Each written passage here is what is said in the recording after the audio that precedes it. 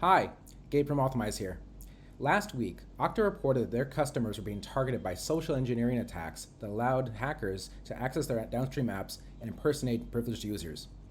In this video, I want to quickly run through how the attack works and how Authomize can help you to protect your Okta from these kinds of attacks. I'll start off though by saying that if your organization may have been impacted by this attack or other identity-based issues, please reach out to us for a free checkup of your Okta. Now let's dive in.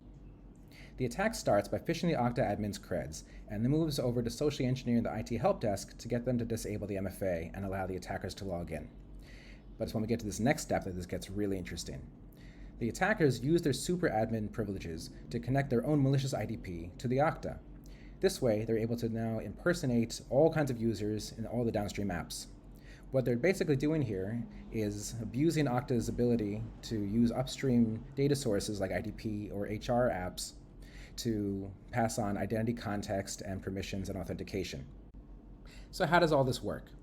First, they select the org-to-org application from the library, add an integration. They name it Jill's company and choose the authentication method, in this case SAML, and download the certificate. Now, add the identity provider and select SAML 2.0 IDP in the target tenant. Let's call it Innocent IDP and enter the issuer URI and certificate. Now finalize the SSO configuration on the attacker side and assign people to the app, telling Okta which user to sign them in as. No need for creds here or even getting around MFA. Now, from the dashboard in the malicious spoke, we are one click away from the hub. Just click on it and we are logged into Jill's company as Jill, the CEO. Our attacker can now access our Okta hub as any user they want with a malicious IDP, accessing all the apps there and even impersonate privileged users in those apps or pull out clear text passwords. The impact is that the attacker achieves an exceedingly high level of persistence and can log in as any user he wants at any time, regardless of changes to account login credentials, so long as the IDP stays connected. Our security research team has found at least 5 different ways for attackers to achieve strong persistence in Okta as part of these attack flows.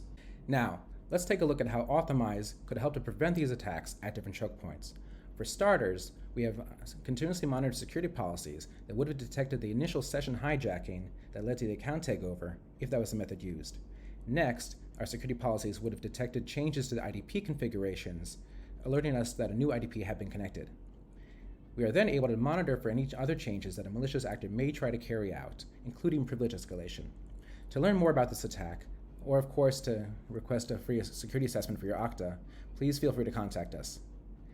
Thanks for watching and stay safe out there. Bye.